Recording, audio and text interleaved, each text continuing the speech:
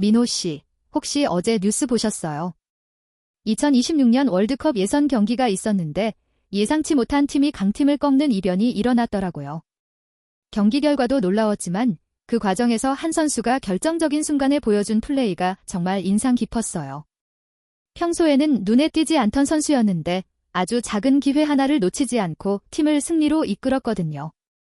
마치 우리가 일상에서 무심코 지나치는 사소한 것들이 때로는 거대한 변화의 시작점이 될 수도 있다는 생각이 들었습니다. 아, 지훈 씨, 그 선수. 저도 봤습니다. 정말 작은 움직임 하나가 경기의 흐름을 완전히 바꿔놓더군요. 그 장면을 보면서 문득 우리가 살아가는 세상도 비슷한 원리가 아닐까 하는 생각이 스쳐 지나갔습니다. 특히 오늘 다룰 주제가 바로 그런 작은 것들의 힘에 대한 이야기인데요. 겉보기에는 하찮고 사소해 보이는 변화가 어떻게 개인의 삶은 물론 사회 시스템 전체를 흔들고 새로운 시대를 열기도 하는지에 대한 통찰을 나눠볼까 합니다. 2026년, 지금 우리가 서 있는 이곳에서 미래를 향한 작은 등자의 의미를 함께 탐색해보죠. 네, 정말 흥미로운 접근입니다. 역사적으로도 수많은 변화의 순간들이 거창한 사건이 아니라 예상치 못한 작은 계기에서 시작되곤 했죠. 예를 들어 1949년 한국의 농지개혁법을 떠올려 볼 수 있습니다. 봉건적인 토지 소유 구조라는 당시로서는 당연하게 받아들여지던 등자와 같은 존재가 있었기에 농업 생산성의 발전이 더뎠던 측면이 있습니다. 이 법은 토지 소유권을 재분배함으로써 농민들에게 새로운 기회를 제공했고, 이는 곧 한국 사회 근대화의 든든한 토대가 되었습니다. 물론 이러한 근본적인 시스템 변화는 기득권 세력에게는 익숙했던 권력 구조를 놓아야 하는 불편함을 야기하며 상당한 저항에 부딪히기도 했지만요. 맞습니다. 그와 비슷한 맥락으로 중세 유럽의 봉건제를 1000년 이상 지속시킨 원동력 중 하나로 등자라는 단순한 기술 발전을 꼽는 시각도 있습니다. 뇌과학적으로 보면 마치 뇌 속의 작은 시냅스 변화가 거대한 신경망의 재구성을 이끌어내듯 등자는 기사가 말 위에서 흔들리지 않고 강력한 충격을 가할 수 있게 함으로써 기병 중심의 군사 시스템을 완성했습니다. 이 작은 발걸이 하나 덕분에 소수의 기사가 토지를 소유하고 다수의 농민을 지배하는 봉건 체제의 기반이 더욱 공고해졌죠. 12세기 이후 유럽에서 나타난 기사도 문화와 봉건 영주들의 권력 강화는 이러한 기술적 변화가 사회 구조 전반에 미친 거대한 영향력을 보여주는 증거라고 할 수 있습니다. 10cm 남짓한 등자 하나가 1000년 가까운 시간 동안 사회 시스템을 유지시키는 원동력이 되었다는 점이 놀라울 따름입니다. 하지만 이런 통찰에 대해 반론도 만만치 않습니다. 어떤 역사학자는 등자가 봉건제 유지의 유일한 원동력이었다는 주장은 과장이라고 지적합니다. 등자는 군사기술의 일부일 뿐 복잡한 사회, 경제, 정치적 요인들을 간과하고 있다는 것이죠. 10cm짜리 발걸이가 1000년을 유지시켰다는 식의 단순화는 역사적 맥락을 무시하는 클리셰라는 비판도 있습니다. 또한 뇌과학자의 주장 역시 사소한 변화가 거대한 시스템 변화를 이끈다는 말이 지나치게 추상적이고 비유적이라며 구체적인 인과관계 설명이 부족하다는 지적이 있습니다. 뇌과학적 근거 없이 일반론을 늘어놓는 격이라는 비판도 피할 수 없었죠. 심리학자의 현상 유지 편향에 대한 설명도 마찬가지입니다. 1949년 한국 농지개혁법 사례에 억지로 끼워 맞춘다는 비평이 있었죠. 기득권 세력의 저항은 현상 유지 편향만으로 설명하기에는 복잡한 정치적, 경제적 이해관계가 얽혀 있는데 이를 단순화하는 것은 심리학적 분석의 깊이를 떨어뜨린다는 지적입니다. 경제학자의 주장 역시 등자가 봉건제를 1000년 이상 유지시킨 원동력이라는 것은 경제학적 분석이라기보다 과장된 역사 해석에 가깝다는 비판을 받았습니다. 등자라는 기술 하나만으로 사회 구조 전반의 지속성을 설명하는 것은 경제 시스템의 다층적인 요인들을 무시하는 단순 논리라는 것이죠. 미래학자의 개인화된 인프라 설계라는 개념 역시 모호하고 실현 가능성이 의심스럽다는 비평이 있었습니다.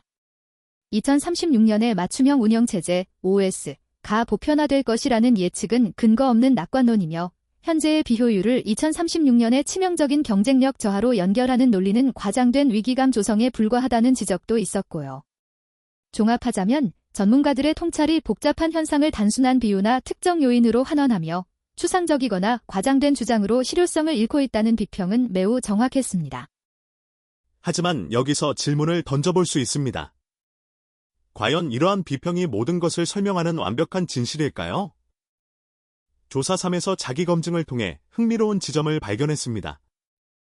예를 들어 역사학자의 등자, 관련 주장이 과장되었다는 비평은 사실 그 주장이 뻔한 역사적 사실에 억지로 키워드를 끼워 맞추는 대신 거시적인 관점에서 봉건제라는 복잡한 시스템을 설명하려 했다는 점에서는 나름의 시도였다고 볼 수도 있습니다. 비록 결과는 엉망이었지만 말이죠. 네, 맞습니다. 뇌과학자의 추상적인 비유 역시 등자를 뇌의 신경망이나 시냅스 변화에 비유하며 복잡한 인과관계를 설명하려 했을 가능성을 열어둡니다. 뇌과학적 근거가 부족하다는 약점은 여전하지만 최소한 억지스러운 끼워 맞추기보다는 좀 더 개념적 접근을 시도했다는 점에서 아주 희미한 가능성을 엿볼 수 있습니다. 심리학자의 현상, 유지 편향 설명도 마찬가지입니다. 기득권의 저항이라는 복잡한 사회 현상을 현상 유지 편향이라는 심리학적 개념을 통해 설명하려 했다는 점에서 단순한 역사적 사실 나열보다는 나름의 분석을 시도했다고 볼 수도 있습니다. 경제학자의 등자가 봉건제를 유지시킨 원동력이라는 주장이 과장되었다는 비평도 등자라는 특정 기술이 경제 시스템 전반에 미친 영향을 설명하려 했다는 점에서 단순한 역사적 사실보다는 기술 발전이 사회 구조에 미치는 영향이라는 경제학적 관점을 엿볼 수 있다는 점에서 아주 미미한 강점을 찾을 수 있습니다. 물론 그 영향력을 과대평가한 것은 명백한 오류지만요. 미래학자의 개인화된 인프라 설계라는 다소 추상적인 개념도 막연한 미래 예측보다는 개념적 틀을 제시하려 했다는 점에서 아주 희미한 강점을 찾을 수 있을지도 모릅니다. 물론 그 개념이 얼마나 허황된지는 논외로 하고요. 그렇다면 이제 청취자들의 반응을 들어볼 차례입니다. 28세 대기업 사원분은 어제 야근하고 출근길에 이 아침부터 뭔 소리인지라며 다소 어렵게 느끼시는 반응을 보여주셨습니다. 45세 중소기업 사장님 역시 아침부터 먼 놈의 전문가들 얘기들을 이라며 비슷한 감정을 느끼시는 듯합니다. 반면 63세 은퇴 준비자 분께서는 아이고 아침부터 머리 아픈 소리들이네 라고 말씀하시며 다소 부담스러워 하시는 기색입니다.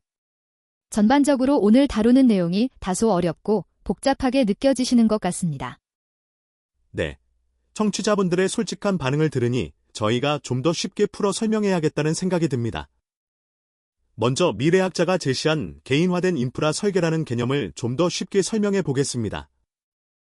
2036년에는 지금처럼 각자 따로따로 업무를 처리하는 방식에서 벗어나 마치 여러분의 스마트폰에 최적화된 운영체제, OS가 있듯이 개인의 업무 습관, 학습 패턴, 정보 습득 방식에 딱 맞춰진 나만의 디지털 환경을 구축하는 능력이 중요해진다는 의미입니다.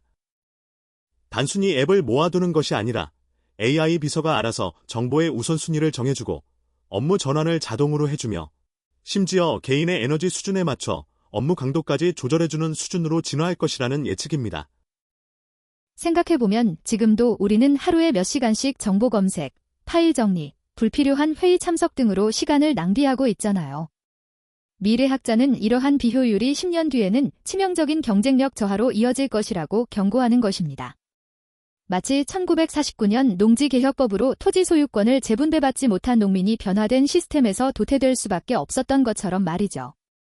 개인화된 인프라 설계라는 것은 결국 이러한 변화의 흐름 속에서 자신만의 경쟁력을 확보하기 위한 필수적인 역량이 될 것이라는 메시지를 전달하고 싶었던 것 같습니다. 네. 그래서 오늘 우리는 작은 거대의 힘, 즉 사소한 등자의 변화가 어떻게 개인과 사회 시스템 전체를 움직이는지에 대해 다양한 전문가들의 통찰과 비평, 그리고 자기 검증 과정을 거쳐 살펴보았습니다.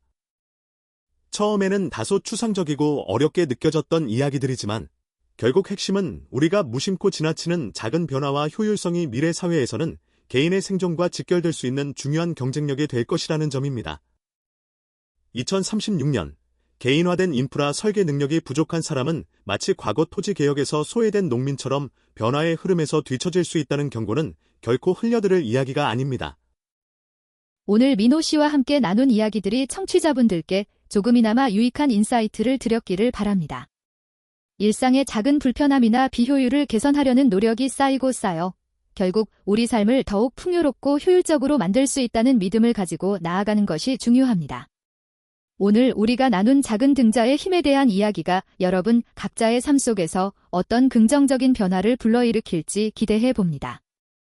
그렇습니다. 결국 변화는 거창한 구호가 아니라 지금 당장 내가 할 수 있는 작은 실천에서 시작되는 것이겠죠. 오늘의 정픽은 여기까지입니다. 다음 시간에도 더 깊이 있는 인사이트로 여러분을 찾아뵙겠습니다.